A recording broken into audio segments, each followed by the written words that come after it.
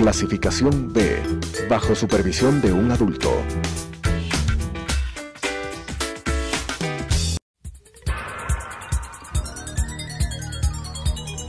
Las opiniones vertidas en este espacio por la producción y dirección del programa son de exclusiva responsabilidad de sus autores y de quienes intervienen en ellos.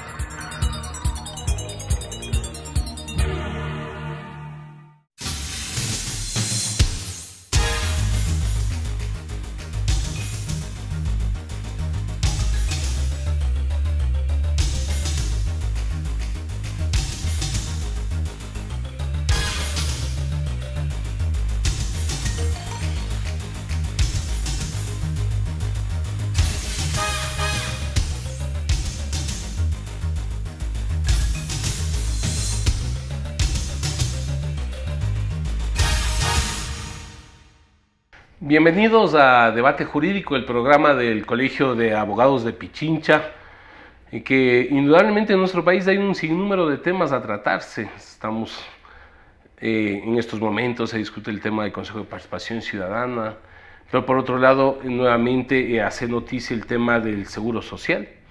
Entonces vamos a topar esta semana justamente este tema sobre la seguridad social y los jubilados olvidados.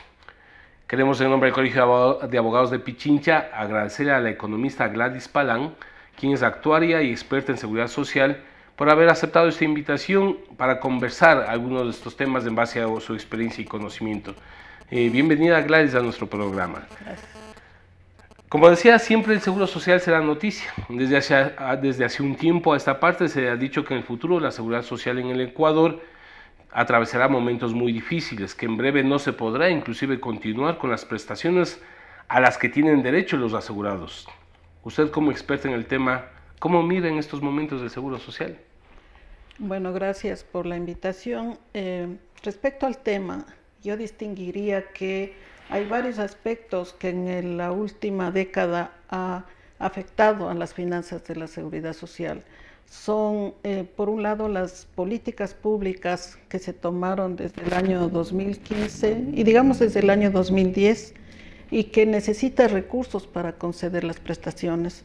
En ese sentido, las políticas públicas afectaron las finanzas porque se incorporó primero para la atención de salud a los hijos menores de 18 años sin contemplar ningún tipo de financiamiento, tal como manda tanto la Constitución del 2008 o la Ley de Seguridad Social del año 2001.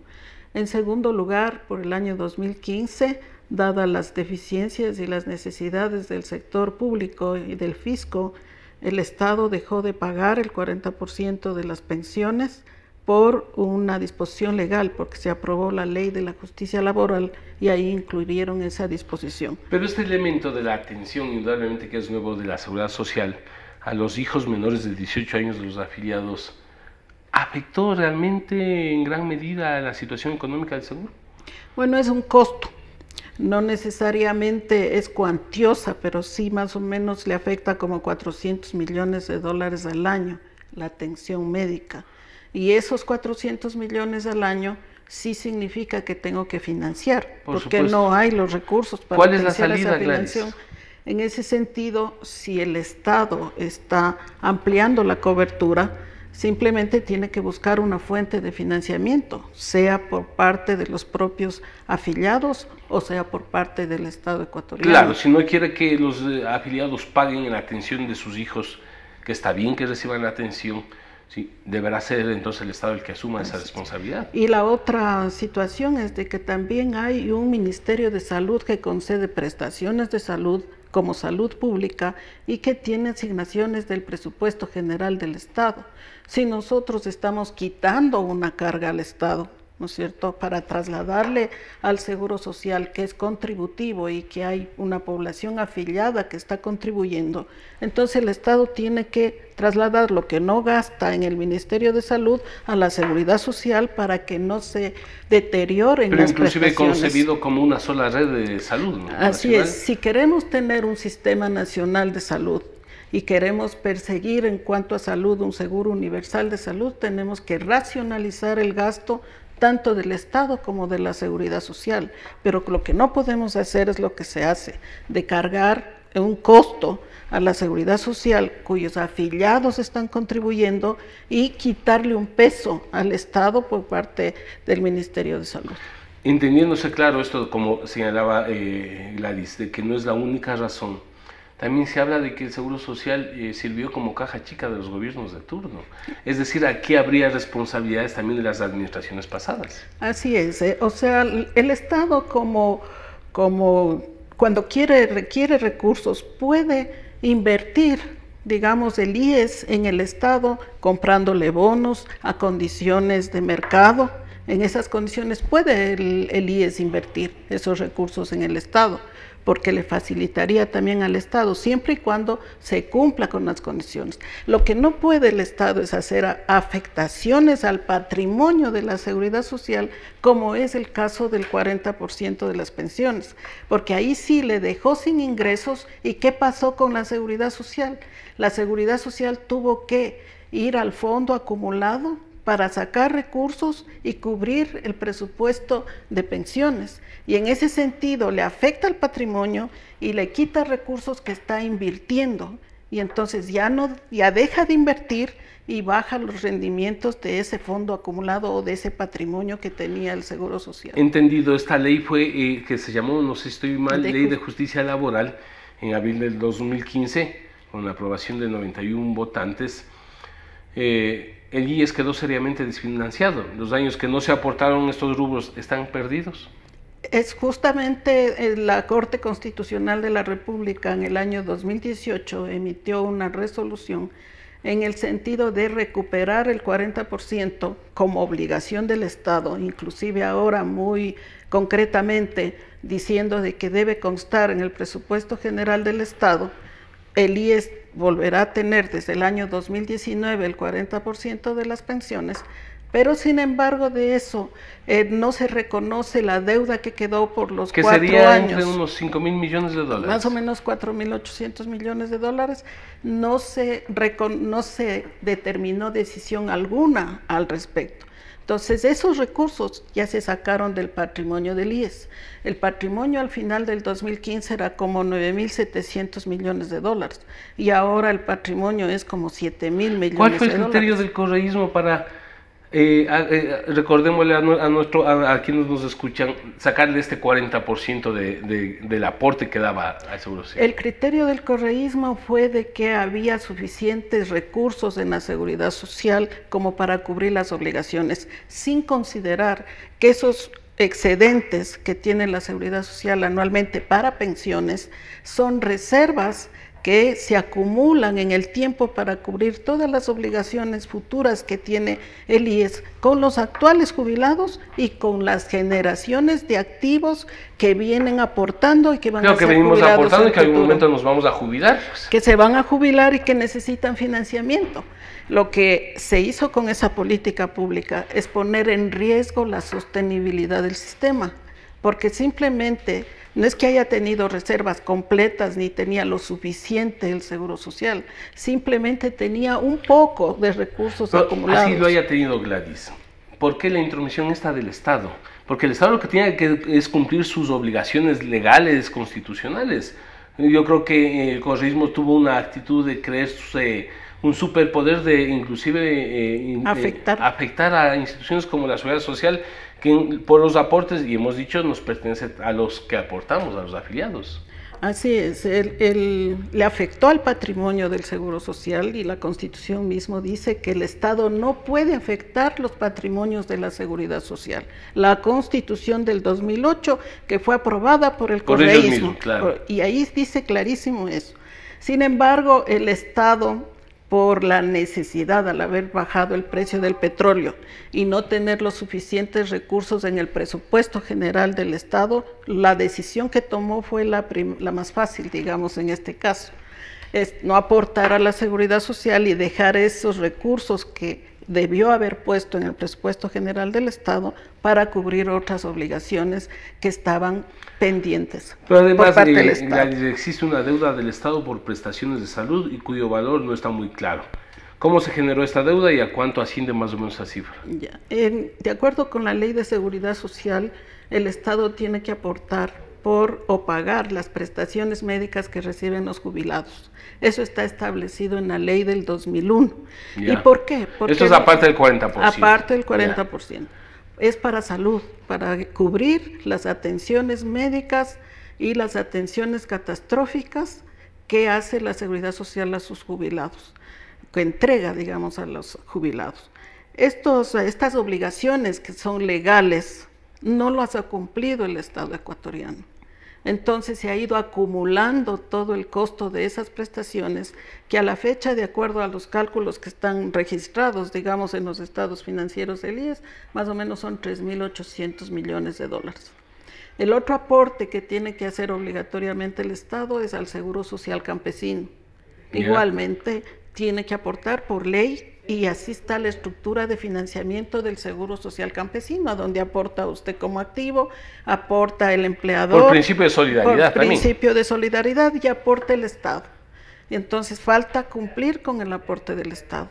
Y la otra obligación que se tiene, no recuerdo ahorita, es una tercera obligación que también está contemplada en la ley.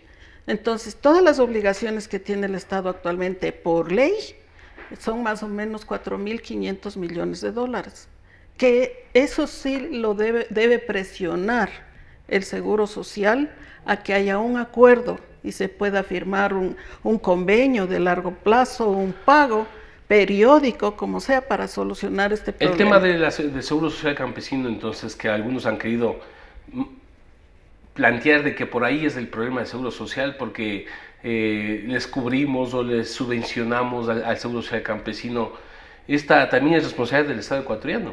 Es responsabilidad también del Estado ecuatoriano. La seguridad social es responsabilidad del Estado ecuatoriano, así dice la Constitución del 2008.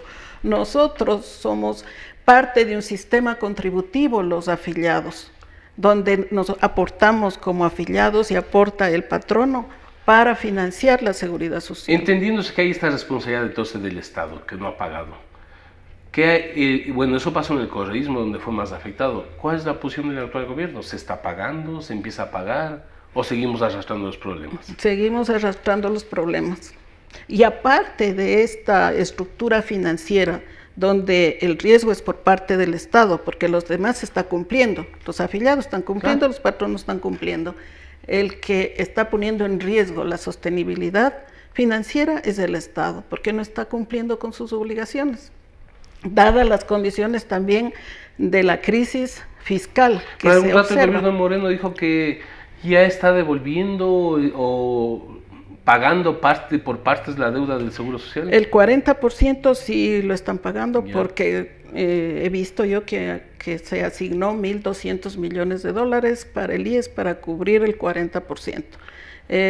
Creo que es insuficiente los 1.200 millones de dólares, porque se está pagando 4.300 millones de pensiones al año.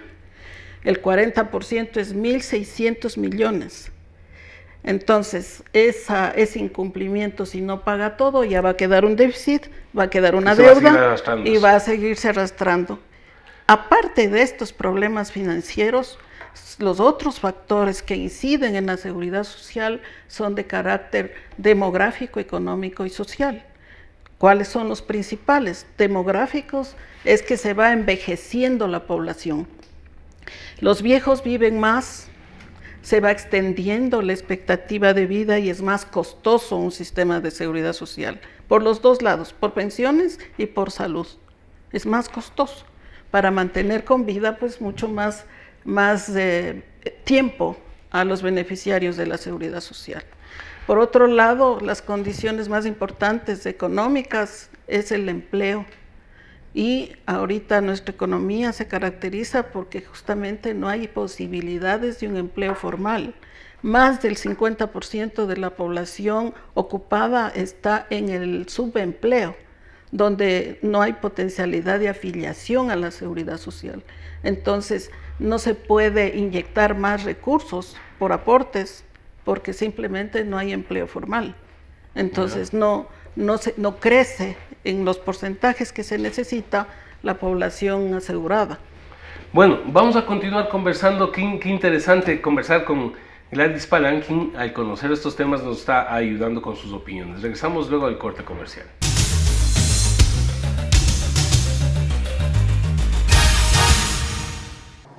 Adriana, cancélame todas las reuniones. No voy a ir a la oficina.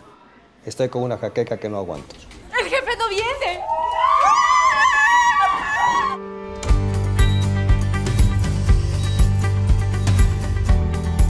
¿Estás seguro? Salió bien. Muy bien. Bueno. Cuanto antes vayas a Ecuasanitas, más rápido te curas. La empresa de medicina prepagada que cuida de ti. Ecuasanitas. Es bueno estar sano.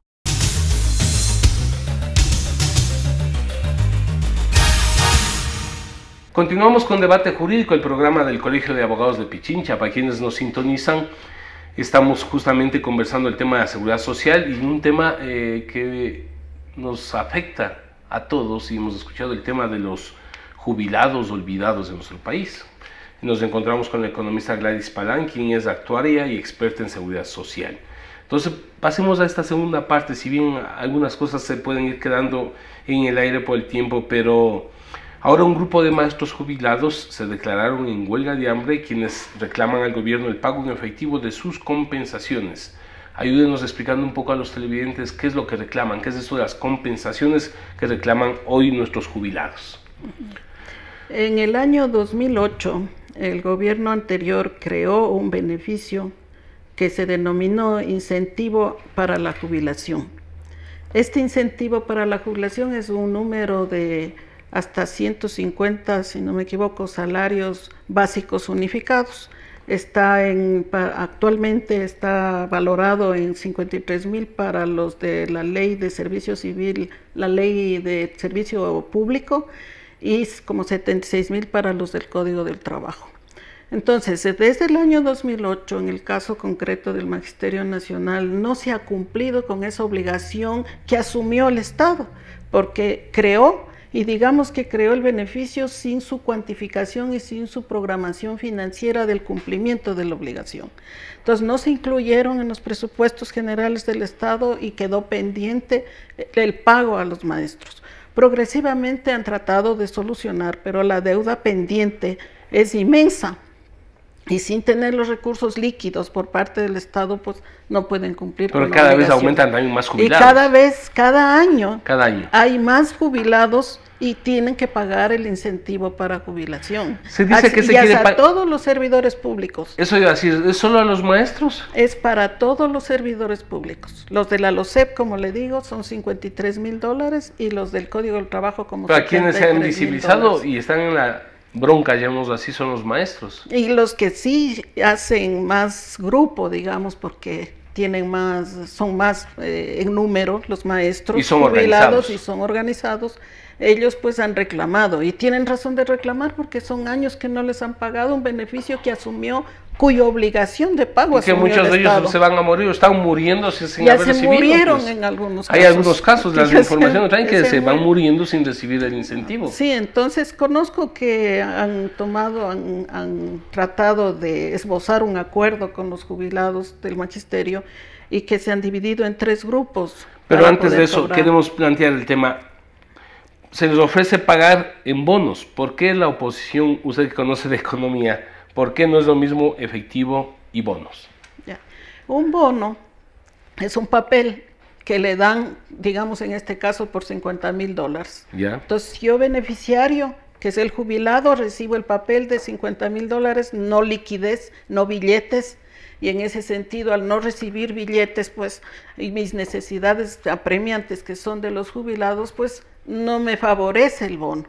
Entonces, si yo tengo un bono, un papel del Estado, que a tal número de años, a tal número de años, voy a negociar en el mercado. Voy a negociar en el mercado.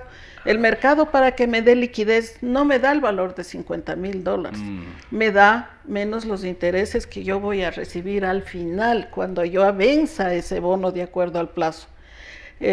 Ahora han hecho un bono. Pero también juega el mercado. Juega también las condiciones de mercado para que me den la liquidez. En muchos casos me podrán dar el 90% de los 50,000, dependiendo del plazo y de la tasa de interés. Que sería bueno, porque también en el mercado le pueden decir, si quiere le doy esto y si no, pues quédese con el papel. Y en base a la necesidad, pues entonces el jubilado... Si yo necesito jubilado, le doy al precio que me paguen. Y no solo en estos bonos, en todo bono en el mercado económico. Esa es la negociación de un papel. Y hay ciertos beneficiarios financieros también de esto. Claro, el que tiene el dinero, la liquidez, ese es el que gana. Pero dice el BIES que garantizará tasas de descuentos bajas para que los jubilados puedan recibir su pago en efectivo, puedan canjear esos bonos. De todas maneras, es un impacto en la economía. Es un impacto, a fuerza va a haber un impacto en el jubilado, que va a ser pequeño, como dice ahí, con las tasas bajas de interés y plazos cortos, entonces pues no le va a afectar mucho, digamos, el recibir la liquidez al jubilado. El Ministerio de Finanzas sigue insistiendo que sea en bonos, pero en papeles, pero me supongo que es porque no hay efectivo, a tal punto que el defensor del pueblo salió ya a pelear por los jubilados. Las condiciones de las finanzas públicas son catastróficas porque ahí se ve.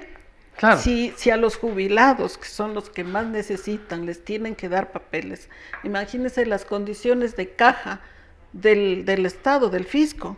Entonces, sí, la economía del Estado ha atravesado condiciones muy difíciles porque no se preveyó cuando bajó el precio del petróleo en que había que medirse los gastos, sino que desde el 15 hasta el año 17 y 18, más o menos el presupuesto de gastos se ha mantenido. Entonces, el Estado... Pero también un gobierno derrochador de Correa de los dineros. Claro, el haber realizado, digamos, obras faraónicas que se gastaron cualquier cantidad de recursos y que definitivamente pues no hizo el país reservas como para estas etapas difíciles. Nunca se puede ver mal un ahorro, ni en el bolsillo de Entonces un no ciudadano. fue tan buen economista, pues. Hay economistas que son eminentemente gastadores, y esos economistas que son eminentemente gastadores al final se quedan sin nada. Cada uno en el hogar decimos somos un economista porque calculamos nuestros ingresos, y cuando uno recibe un salario no es que coge y se gasta todo, no, yo planifico para posibilidades de enfermedad de la familia o cualquier emergencia, pero tuvimos un país donde se derrochó el dinero del país. La exuberancia de recursos y las ilusiones, las vanas ilusiones, como se dice vulgarmente, de un gobierno ha hecho de que se complique la situación fiscal y lleguemos a estos extremos. Si no estoy mal, usted ayúdeme, Gladys, si utilizó inclusive dineros de la reserva monetaria, algo así del Estado. Sí se ha escuchado, yo no he estado tan al frente de la economía, pero se ha leído y se ha escuchado de que las reservas del Banco Central también se convirtieron en papeles. O sea, el Banco Central tiene liquidez. Yo trabajé en el Banco Central. Yeah. El Banco Central tiene liquidez.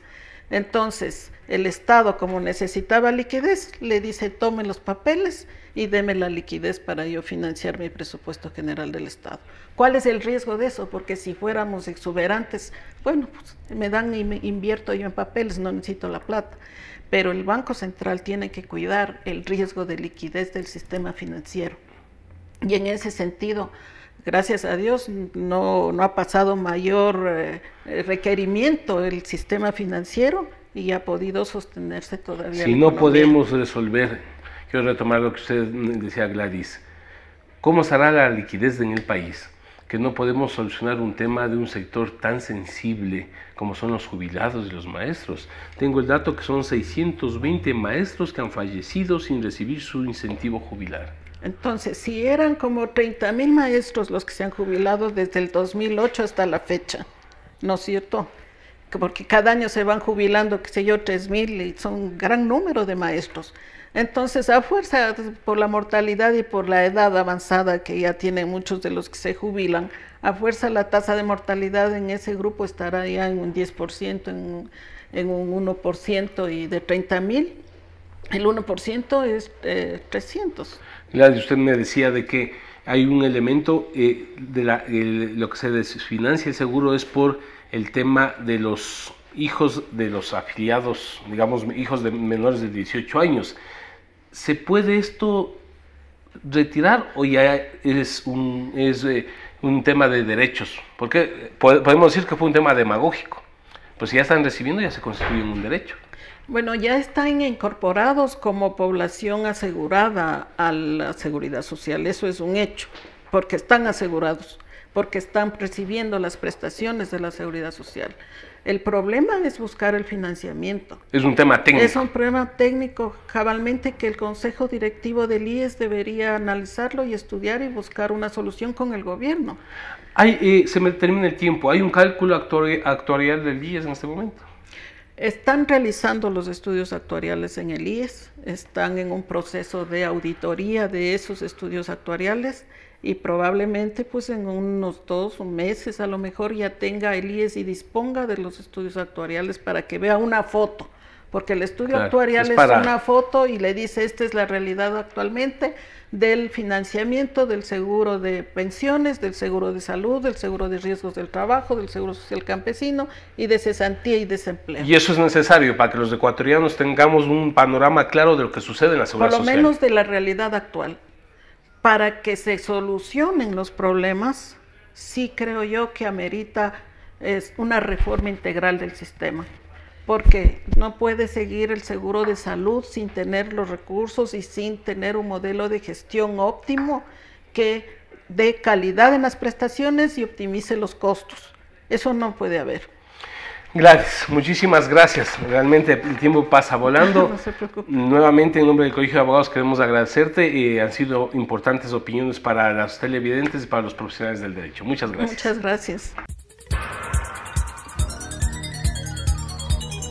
Las opiniones vertidas en este espacio por la producción y dirección del programa son de exclusiva responsabilidad de sus autores y de quienes intervienen en ellos.